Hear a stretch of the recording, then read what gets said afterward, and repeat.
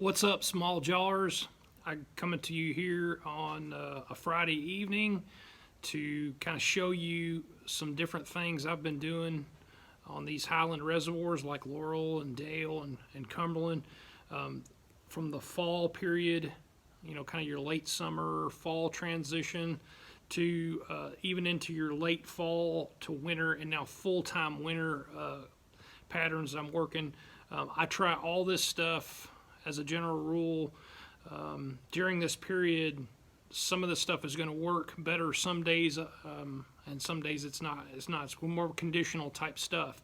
But we'll start out with some of the more traditional things, and I'll finish off all of this showing you a bait I use a lot to search through these transitions, whether you're dropping on them using forward-facing sonar, or whether you're just searching, throwing up shallow, and got an overcast day, and you're just kind of rummaging around up there in that 20 foot to 15 to 30 foot range. So all this stuff will work this time of year, but I'm just going to kind of go through some of it. I am going to show you a bait that we're about ready to release, something that has been available for a long time, and then it kind of went away. A local manufacturer quit making it, and so it was unavailable, and now we're re-releasing it, and it's exclusively for you guys and nobody else. I'm not trying to sell these anywhere else at the moment. So this is just my personal stash, and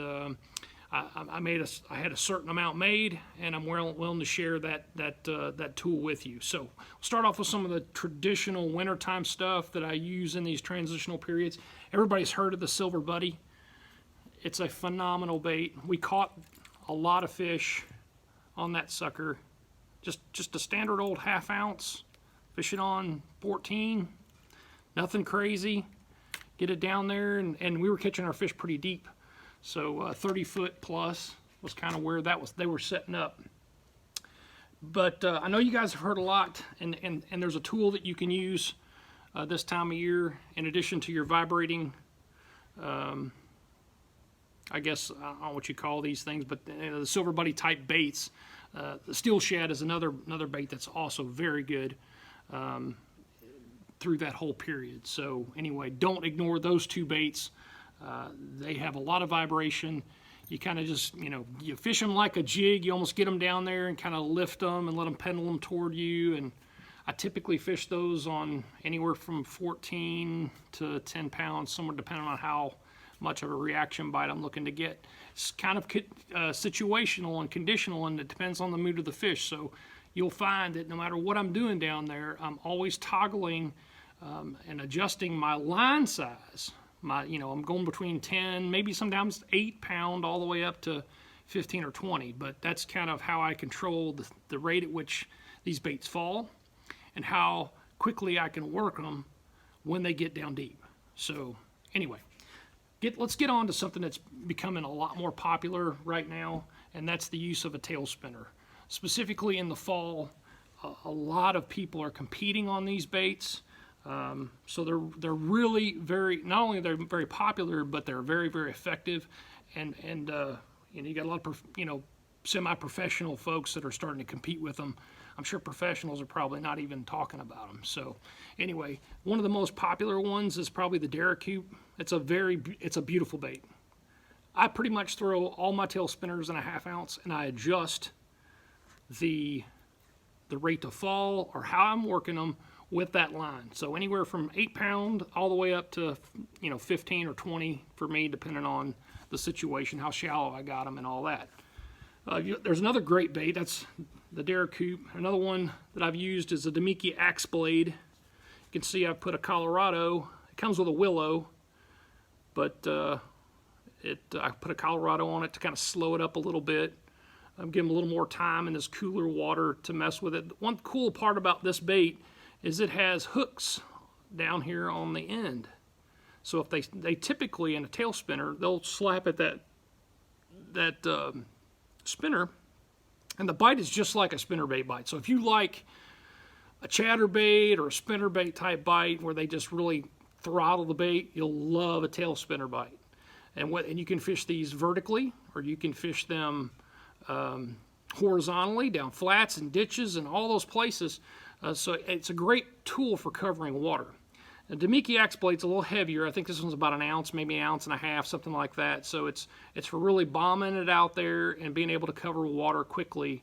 It's not the right fit for every situation, and sometimes this little part right here becomes a pain to have to retune and deal with. So I'll get into some other ways, other different tail spinners that are a little bit easier to use, and for me, just a little more effective.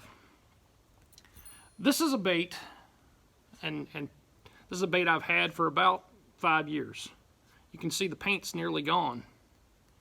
It was made by Punisher. It's called a Little Sparky. And it was a very good bait. Now, they had a crappy hook on it, and the way that they attached the hook was a little cattywampus or just Mickey Mouse. So I've kind of gone to a different situation with these, and actually this is the bait that I'm reintroducing and making available to all you small jars. It comes with a ball bearing swivel, so it immediately starts turning as soon as it hits the water, and it makes it the way that it's oriented, it actually will swing up as it's coming down. This bait tracks very, very true, and that's very important because your smaller baits have a tendency to twist and spin.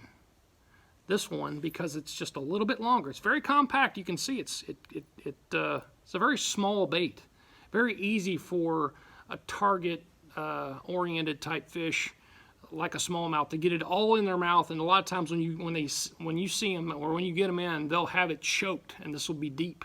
But anyway, a lot of times your smaller tail spinners tend to kind of spin a little bit on you, that they won't track as easily. I like the Daracoup. It actually does a pretty good job, but you have to fish it pretty slow in order for it to keep from spinning.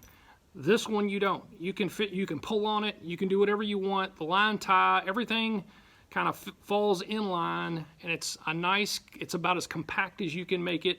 We've actually tweaked this one a little bit with our design. We've gone to a 4/0 short shank, which gives you a little more bite on the hook. I feel like I'll lose less fish, and we put a better quality hook on it so that you don't lose as many. So anyway, we got the stainless steel ball bearing swivel, a number 3 Colorado. You could probably build these, except for the mold isn't available. I had to go get a mold made, and it was kind of painful. But anyway, that's just how we're bringing it back. We're using premium components. These are VMC short shanks. I'll get to the Smalljaw Assassin. Now, this is the way we're making it. Only comes in a 1/2 ounce because that's all I ever use. I use the line size to dictate how I'm going to fish it. If I'm going to fish it down there where the silver buddy would be fished, I'm going to use something between 8 and 20 pound, but usually in that 14 to 10 range is typically where I sit. It only comes in white. As you can see, it's set up very much the same way. We've got a 4/0 short shank, and I know what you're thinking, like, Mark, I want some different colors. I want to be able to do this with it. I want to be able to do that with it. Well, you know what? Because it's in white, you can take your old handy-dandy spike-it pins, and you can take that and make those eyes red. You can paint the whole dang bait red. You can paint the nose of it chartreuse. We know how powerful that is with smallmouth. So you can take all your tricks here, all your normal dye tricks, and I think those are very important at times to use. White works for me, and the way we set it up with this white and this chrome blade, you can fish it like that all the time right out of the box, and it will perform very, very well. There are times when I'll change the blade, when I'll change the blade color, when I'll paint it differently. I'll even show you some ones I'm working on right now. Look at that one. Completely red. I know your mind's blown. There's another one that red eyes, chartreuse face. This is going to be a really cool thing for you guys, and it's exclusively to you. Now, I do have some retail packaging. Should I get somebody who wants to order, I don't know, 10 or 20 for their store, I can accommodate them. These are going to be for sale. independent of the wholesale or store people that may want some. We'll talk directly about that. But for you guys, $8 a piece. The Daracoup is like 10. Some of these others are upwards of $15 a piece. These will be $8 a piece, and then plus shipping to you. And you will have exactly what I've been throwing, what I use to search a substantial amount of the time. And especially when there's wind, I use that swim bait a lot whenever it's real calm. So anyway, that's the deal. I hope you guys can take advantage. If you can't, more for me. I'm just telling you what I'm doing. You guys have a wonderful weekend. Take care.